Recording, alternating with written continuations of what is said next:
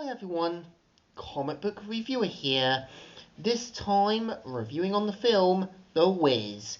Now, as you know, The Wiz is a 1978 musical fantasy adventure film, which of course was adapted from the 1974 Broadway musical called play The Wiz, the Super Soul Musical Wonderful Wizard of Oz, which of course was meant to be a reimagining and an alternative take on the children's novel The Wizard of Oz.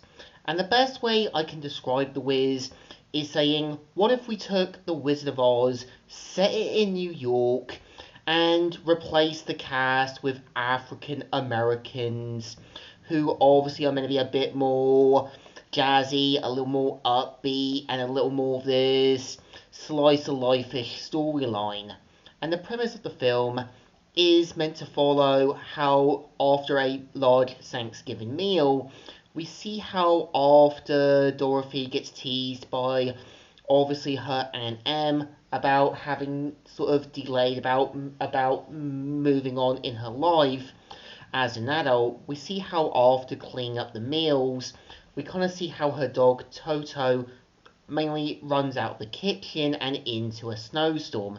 And we see how after Dorothy and Toto gets blown away by the snowstorm, they end up in the land of Oz. And I give the film credit is doing something completely different with Oz. Like having it a bit like this slumish area, a bit like this more upbeat sort of area that's a bit more like a bit broken down, a little more, how can I say, what I think you would see in most towns, cities, and areas, with a bit more slums, a little more decay at some areas, and so forth. And we kind of see how, after being advised by the Good Witch of the North, we see how Dorothy and Toto journey out to find the Wiz, who's obviously meant to be the Wizard of Oz, and journey out to kind of get back to Kansas. I mean, New York City. And I give The Wiz credit is that it is trying to be a reimagining, but it feels like some moments feel a bit weird, a little moments where you can definitely tell they were being a little more creative. Like, obviously, having the Scarecrow being teased by an army of crows. You get a sense the Tin Man is maybe a lot more like this thing you would see more at a sort of arcade place, and the Cowardly Lion trying to sound a little more sophisticated. And I give it credit for its reimagining. It obviously knows it has to be some completely different and has to fit the tone of what obviously the Wiz has to be. And this does remind me a bit like working on my He-Man and She-Ra reboot. I think there's a reason when working on the Tigwits that are obviously meant to be from She-Ra Princess of Power, I wouldn't have made them something from the Smurfs, but instead would have based them more on the Kodamas from Princess Mononoke. It's the same way working on Evil Seed. I would also reimagine him as being sort of like Poison Ivy from He-Man, and reimagined as being female. I think it's the same way, I think, working on sort of, I think, obviously Plunder. I wouldn't go with a more evil Bugs Bunny route. I would actually try to make him more like this big, sluggish alien. Something that makes it a little more stingy.